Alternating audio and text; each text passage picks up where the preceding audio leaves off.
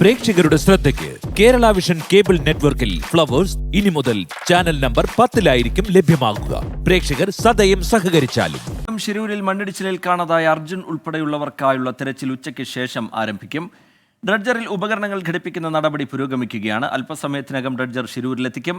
ജില്ലാ ഭരണകൂടത്തിന്റെ നിർദ്ദേശം കിട്ടിയാൽ ഉടൻ തിരച്ചിൽ തുടങ്ങുമെന്ന് ഡ്രഡ്ജിംഗ് കമ്പനി MD മഹേന്ദ്ര ടോഗ്രെ 24-നോട് പറഞ്ഞു. ശിരൂരിലെ കാലാവസ്ഥ നിലവിൽ തെരച്ചിലിന് അനുകൂലമാണ്. അരുൺ പൂപ്പറമ്പ ശിരൂരിൽ നിന്ന് ഏറ്റവും പുതിയ വിവരങ്ങളുമായി നമുക്കൊപ്പം ചേരുന്നുണ്ട്. അരുൺ പൂപ്പറമ്പ, നിലവിൽ മറ്റ് തടസ്സങ്ങളോ വെല്ലുവിളികളോ ഒന്നുമില്ല. ഗംഗാവലി പുഴയിലെ അടിയൊഴുക്കൊക്കെ കാര്യമായ രീതിയിൽ കുറഞ്ഞിട്ടുണ്ട്. ഈ ഉപകരണങ്ങൾ ഘടിപ്പിക്കുന്ന നടപടി അത് എപ്പോഴേക്ക് പൂർത്തിയാകും? തെരച്ചിൽ എപ്പോഴേക്ക് തുടങ്ങും? അരുൺ പൂപ്പറമ്പ. റീജിത്ത്, ഈ ശിരൂർ ദൗത്യം ഒരു നിർണായകമായിട്ടുള്ള ഘട്ടത്തിലാണ് ഉള്ളത്. നമുക്കറിയാം, ഡ്രഡ്ജർ ഉപയോഗിച്ചുള്ള തെരച്ചിലിൽ വലിയ പ്രതീക്ഷയാണ് അർജുന്റെ കുടുംബവും അതോടൊപ്പം തന്നെ ജില്ലാ ഭരണകൂടവും പങ്കുവെക്കുന്നത്. നമുക്കിപ്പോൾ കാണാം, ആ ഡ്രഡ്ജർ ഇപ്പോൾ ഞാനിപ്പോൾ ഗംഗാവലി പുഴയിലാണുള്ളത്. ഒരു ബോട്ടിലാണ് ഇപ്പോൾ സഞ്ചരിക്കുന്നത്. നമുക്കിപ്പോൾ ഡ്രഡ്ജർ തത്സമയം തന്നെ കാണാൻ സാധിക്കുന്നുണ്ട്. അതിൻ്റെ നിലവിൽ ഇപ്പോൾ അതിൻ്റെ ഈ ഉപകരണങ്ങൾ ഘടിപ്പിച്ചു കഴിഞ്ഞു. ഇനിയിപ്പോൾ ജില്ലാ ഭരണകൂടത്തിൻ്റെ അനുമതി ലഭിച്ചു കഴിഞ്ഞാൽ, ജില്ലാ ഭരണകൂടത്തിൻ്റെ നിർദ്ദേശം ലഭിച്ചു കഴിഞ്ഞാൽ അതുടൻ തന്നെ ഈ ഡ്രഡ്ജർ ഈ അപകടം നടന്നിട്ടുള്ള അല്ലെങ്കിൽ ശിരൂരിലെ മണ്ണിടിച്ചിൽ നടന്നിട്ടുള്ള മേഖലയിലേക്ക് കൊണ്ടുപോകും. നിലവിൽ ഇപ്പോൾ 500 മീറ്റർ അകലെയാണ് ഈ ഡ്രഡ്ജർ ഇപ്പോൾ ഈ കരക്കടിപ്പിച്ചിട്ടുള്ളത്. അതിനെ ഉപകരണങ്ങൾ ഘടിപ്പിക്കുന്നതിന് വേണ്ടിയാണ് അത് കരക്കടിപ്പിച്ചിട്ടുള്ളത്. ഇനിയിപ്പോൾ അത് പൂർണ്ണമായി അതിൻ്റെ ഉപകരണങ്ങൾ ഘടിപ്പിച്ചു കഴിഞ്ഞു. ഇനി ആ മണ്ണിടിച്ചിൽ സ്ഥലത്തേക്ക് കൊണ്ടുപോവുക. ജില്ലാ കളക്ടർ ഉൾപ്പെടെ ഇവിടെ എത്തിയതിനു ശേഷമായിരിക്കും അത്തരം നടപടികളിലേക്ക് കടക്കുക. ഇന്ന് തന്നെ പ്രാഥമിക തെരച്ചിൽ ആരംഭിക്കുമെന്നതാണ് നിലവിൽ ഇപ്പോൾ ജില്ലാ ഭരണകൂടം വ്യക്തമാക്കിയിട്ടുള്ളത്. നമ്മളിപ്പോൾ തത്സമയം കാണുന്നത് ഈ ഡ്രഡ്ജറിന്റെ ദൃശ്യങ്ങളാണ്. ഇവിടെ അതായത് ശിരൂരിലെ മണ്ണിടിച്ചിൽ നടന്ന സ്ഥലത്ത് നിന്നും 500 മീറ്റർ അകലെയാണ് നിലവിൽ ഇപ്പോൾ ഇത് കരക്ക് അടുപ്പിച്ച് നിർത്തിയിട്ടുള്ളത്. അവിടുത്തെ ഉപകരണങ്ങൾ ഘടിപ്പിച്ച് ഉച്ചയ്ക്ക് ശേഷം തെരച്ചിൽ തുടങ്ങാനുള്ള നീക്കമാണ് ഇപ്പോൾ നടത്തിക്കൊണ്ടിരിക്കുന്നത്.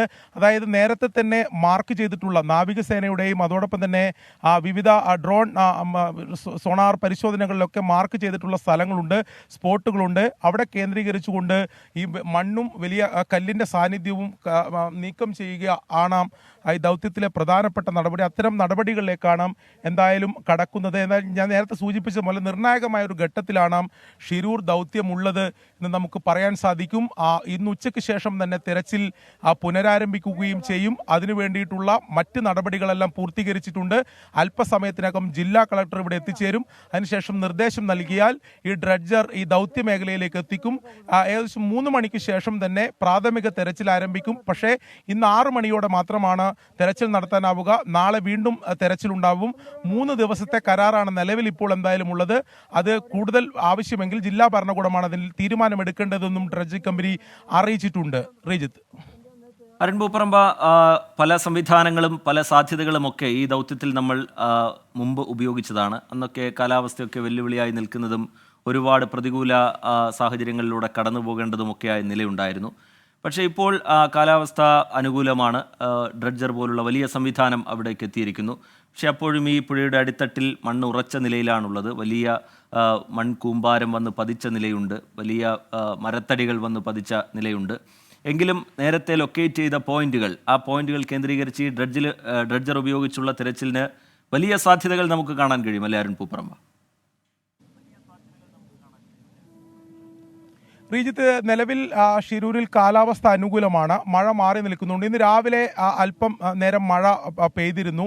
ഒരു 15 മിനിറ്റോളം ശക്തമായ മഴ പെയ്തിരുന്നു. അത് അല്പം ആശങ്ക ഉണ്ടാക്കുകയും ചെയ്തു. പക്ഷേ ഇപ്പോൾ നിലവിൽ കാലാവസ്ഥ പൂർണ്ണമായും അനുകൂലമാണ്. തെളിഞ്ഞ കാലാവസ്ഥയുണ്ട്. അതുകൊണ്ട് തന്നെ ഉച്ചയ്ക്ക് ശേഷം തെരച്ചിൽ തുടങ്ങാനുള്ള എല്ലാ സാഹചര്യവും നിലവിൽ ഇപ്പോൾ ഒരുങ്ങിയിട്ടുണ്ട് എന്നതാണ് ഏറ്റവും പ്രധാനപ്പെട്ട കാര്യം. ഞാൻ നേരത്തെ സൂചിപ്പിച്ച പോലെ ഒരു നിർണായകമായിട്ടുള്ള ഘട്ടമാണ്. നമ്മൾ പലതവണയായി ഈ തെരച്ചിൽ പ്രതികൂലമായിട്ടുള്ള കാലാവസ്ഥയെ തുടർന്ന് അല്ലെങ്കിൽ സാഹചര്യങ്ങളെ തുടർന്ന് നിർത്തിവെക്കേണ്ട ഉണ്ടായിട്ടുണ്ട്.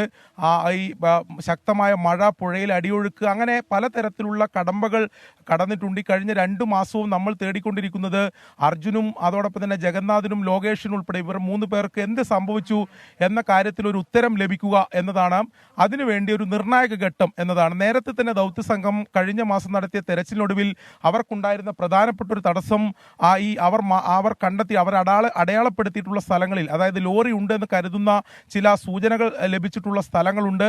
അവിടെ അവർക്ക് ഒരു ഡീപ്പ് ഡൈവിംഗ് നടത്തി ആഴത്തിൽ ഇറങ്ങിക്കൊണ്ട് ഒരു പരിശോധന നടത്താൻ അവർക്ക് സാധിച്ചിരുന്നില്ല. അതിന് ഈ മണ്ണും വലിയ രീതിയിലുള്ള കല്ലുകളും തടസ്സമായിരുന്നു, മരത്തിന്റെ അവശിഷ്ടങ്ങളൊക്കെ ഉണ്ടായിരുന്നു.